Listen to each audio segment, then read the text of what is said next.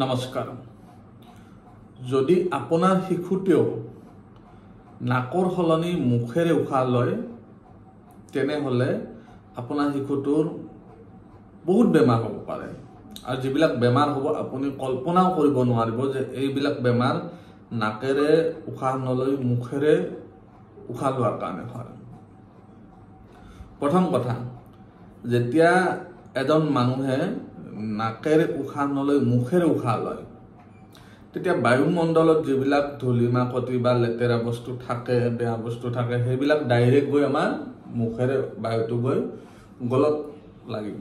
গলত লাগিল মানে টনচিল হ'ল, থ্ৰট ইনফেকশ্যন, টনচিল, দূষিত বায়ুটো যেতিয়া লাগে ধূলি মাকতি বিভিন্ন ধৰণৰ বস্তু তাতে থাকে বায়ুমণ্ডলত সেইবিলাক গৈ চিধাই টনচিল কৰিব। তাৰপিছত লাঙত যাব। লাঙত যোৱা মানে দূষিত বায়ুটো এনেকুৱা হয় যে বায়ুত বিভিন্ন ধৰণৰ ধূলি মাকতি কোনোবাই চিগাৰেট খাইছে খাই পেলাই কৰিছে উৰি আছে ক'ৰবাত কিবা ধূলি মাকতি ধোৱা এইবিলাক ডাইৰেক্ট গৈ লাঙত পৰিব। লাঙত যেতিয়া পৰিব কি হ'ব বিভিন্ন ধৰণৰ সমস্যাই দেখা দিব।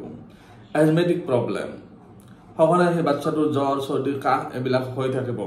কাহ নেৰা নেপেৰা কাহ হৈ থাকিব, হাঁপানি হ'ব পাৰে, ব্ৰংকাইটিছ হ'ব পাৰে, বিভিন্ন ধৰণৰ বেমাৰ হ'ব পাৰে যেতিয়া দূষিত বায়ু ফিল্টাৰ নোহোৱাকৈ গৈ লাঙত পৰে।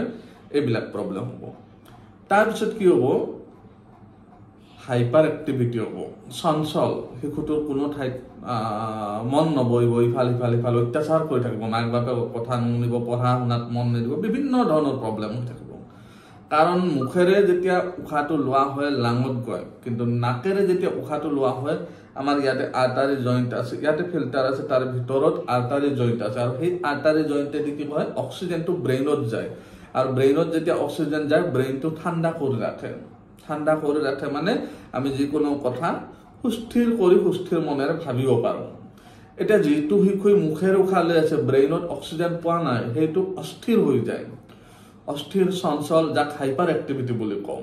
কোনো কথা গুৰুত্ব নহ'ব, কোনো এই নকৰিব, এক ঠাইত নাথাকিব, মাক দেউতাকৰ কথা নুশুনিব আৰু একৰকম আধা পাগলৰ নিচিনা ব্যৱহাৰ হৈ যায় সেই শিশুটো।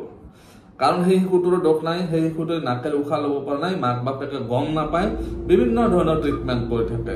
এতিয়া মুখেৰে উশাহ লৈ আছে, অক্সিজেন ব্ৰেইনে পোৱা নাই।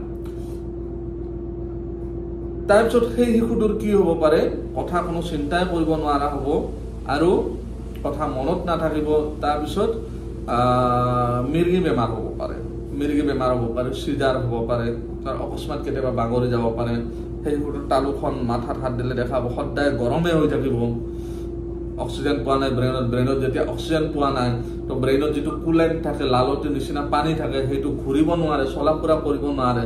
চলা ফুৰা কৰিব নোৱাৰাৰ ফলত কি হয় ব্ৰেইনটো গৰম হৈ যায়। আমাৰ যেনে গাড়ী ইঞ্জিনত মবিলে ঠাণ্ডা কৰি ৰাখে ইঞ্জিনটো, ঠিক সেইদৰে ব্ৰেইনত এটা পানী জাতীয় বস্তু থাকে যিটো লালটিৰ নিচিনা বস্তু, সেইটোৱে মগজুটোক ঠাণ্ডা কৰি ৰাখে। কিন্তু যেতিয়া ল'ৰাটোৱে অক্সিজেন ল'ব পৰা নাই তেতিয়া সেইটো মুভমেণ্ট হ'ব নোৱাৰে আৰু সেইটো চলা ফুৰা কৰিব নোৱাৰিলে ব্ৰেইনটো গৰম হৈ যায়। আৰু কেতিয়াবা কেতিয়াবা কি হ'ব পাৰে শিশুটো অক্সিজেন ল'ব পৰা নাই, ভালকৈ নাকেৰে ল'ব পৰা নাই, সেইকাৰণে ব্ৰেইনত যিবিলাক ক্ষুদ্ৰ ক্ষুদ্ৰ নাৰ্ভ আছে সেইবিলাকো ব্লক হ'ব পাৰে। ব্লক হ'লে কি হ'ব পাৰে টিউমাৰ হ'ব পাৰে, ব্ৰেইন টিউমাৰ। তো যদি নাকেৰে উশাহ নলে মুখেৰে উশাহ লৈছে তেনেহ'লে চিৰিয়াছ বহুত প্ৰব্লেম হ'ব পাৰে। মই যিবিলাক ক'লো সেইবিলাক কিছুহে ক'লো আৰু বহুত আছে, অজস্ৰ আছে। তো মন দিয়ক আপোনাৰ শিশুটোৱে যাতে মুখেৰে উশাহ লৈ আছে আৰু যদি নাকেৰে উশাহ লৈ আছে, যদি মুখেৰে উশাহ লৈ আছে তেনেহ'লে ইমিডিয়েট আপোনালোক কি কৰিব শিশুটোক নাকত বিলনা ঘি দিয়া আৰম্ভ কৰক।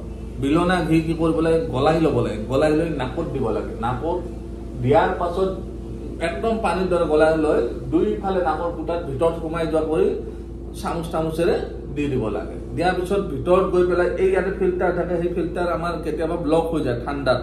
ধৰক জন্মাৰ পিছত আইচিউত থ'লে বাচ্চাটোক বা ফেনৰ তলত স্পীডত থৈলে তো এই হেঙুনৰ নিচিনা যিটো আছে সেই বস্তু ড্ৰাই হৈ নাকৰ ফিল্টাৰ ব্লক হৈ যায়। ফিল্টাৰ ব্লক হ'লে শিশুতে বহুত টানিব চেষ্টা কৰে, এনেকৈ টানিব চেষ্টা কৰি থাকিব, আপুনি দেখা পাই থাকো উশাহ ল'বলৈ চেষ্টা কৰিছে, উশাহ ল'ব পৰা নাই।